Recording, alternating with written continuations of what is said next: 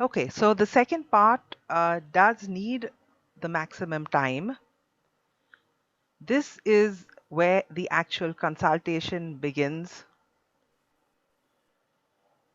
It would help a lot if your group is already aware about synodality, because having heard about it through the preachings in the parish or through all the news that is available about it, people should have an idea. But even if they don't, as the group coordinator, you can you would have given them that Sound please. introduction. This is where you also present the theme or the questions, whatever you have decided for your group. And some questions may need an explanation. So you could elaborate, explain it, just make sure that everyone understands what the theme is or what the question is.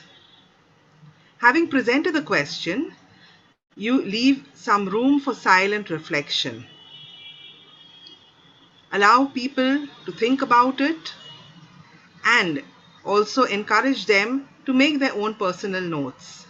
These notes would be made using the personal reflection sheets, and I will share those with you a little later. Once they've reflected, this is the time that everyone then pulls in and shares their experiences. As coordinator, you don't have to share yours at that point, but please make sure that everyone has a turn. After sharing has happened, leave a little room for any spontaneous reaction. It could be acknowledging another, not too much space, but just allowing people to naturally react to what has been said. And then invite the group to share whatever ideas they have or suggestions or dreams, as was mentioned even in the opening prayer today. Any ideas that they would have for the theme, for a better church, for more community, maybe a better spirit of mission, anything. And leave space for a bit of reaction or sharing on these ideas as well.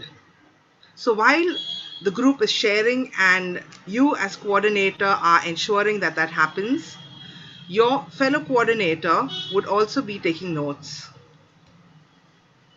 Now, as coordinators, like we've said before, it's important that the discussion stays concrete, not abstract, not judgmental, not saying that, at one point in time we heard, hearsay, etc. Try and get it back to the present.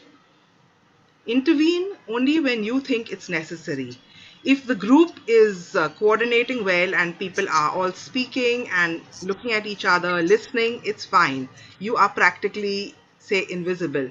But if there is a need, do come in to ensure that that atmosphere is good. If a certain sharing is not clear, you can also interrupt, excuse yourself, and ask the person to clarify, just to make sure that when taking down the notes, you do not do something that has not really been tabled. Then, as far as time is concerned, while each meeting has a time and it would take an hour, it could even take 2 hours for a small group of around 7 or 8 people to go through this consultation meeting. Don't really rush, especially if you see that there is a good flow within the group and everyone is happy and there's something valuable emerging. Allow the group to continue. At the same time, if you find that someone is really getting off track, dominating the conversation, this is where you have to come in as politely as possible and ask them to let the others speak as well. The note taking would also need to be a documentation of what is said rather than an interpretation. If someone says that their idea of church is a helping hand that has helped to raise their family out of difficult circumstances, you write what they tell you. Do not write that they were so grateful, or interpret what they say. At the same time, as coordinators, observe the way the group really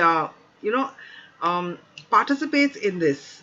You can also write down your own observations about it could be an impression that there was a certain topic that provoked a lot of reaction from the group, or a topic that had very diverse viewpoints, or a topic that everybody agreed upon.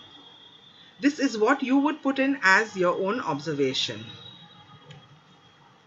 Now, we had mentioned forms. So there are two very simple forms that we are offering to you to use.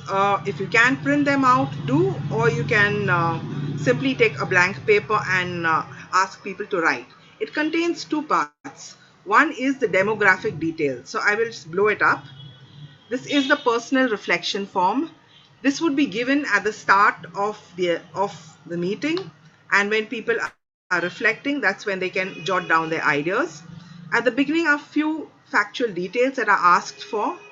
These help to for each parish, diocese, and then the country also, to get a good idea of the number of participants, the age spread of the participants, whether they were single or married or religious, the group that they belong to. For it could be the charismatic movement, could be a congregation, etc. And for you as a group coordinator, you have your own recording sheet, where again there could be a bit of demographic detail, but essentially what you are writing would be the thoughts or the experience that are shared, and the ideas and the promptings. Now these sheets, so for each group, as a group coordinator, you would have a single sheet. You could use more, of course, use 1, 2, 3 sheets depending on how much space you need. And then this would then be given across to the group that's coordinating. So if it's a parish, then the parish coordination team, or if you're sending it directly to the diocese and synodal team, then that team. One more aspect of the meeting would be the informal moments, which, if are done maybe before or even during the consultation, would help to break the ice, to get people a little comfortable with each other. Whether you choose to have groups who know each other very well or do not know each other at all is up to each one, each parish, each group situation. So you can choose. It would be best to have groups where you see that people are natural, are comfortable, and are able to share what is in their hearts. If you are using multiple themes, which means that your meeting would be longer, place breaks in between. And as we mentioned, I'm sure water and refreshments are always welcome. Now, once all the sharing and the suggestions are done, it's time to wrap up, where you as coordinator then thank everyone for their discussion. Also ask them what it felt like having gone through the process. Was it awkward? And it may be awkward because not everyone is used to sitting in a group and sharing their thoughts or their experiences. Some may have been afraid. Sometimes it always helps having someone with courage to start the ball rolling. When one speaks, then others do get courage and may also share accordingly. So you ask them what it felt like. Also collect the participants' sheets, and then finally you conclude with a hymn or prayer. After which those who participated leave, but you as group coordinators continue to spend just a few moments together to re-look at the coordinator's sheet where you've taken down notes. Now you could handwrite those notes, or you could type it in if you have access to a laptop or a computer, or you could even record and then transcribe later. That we leave up to what is your comfort level.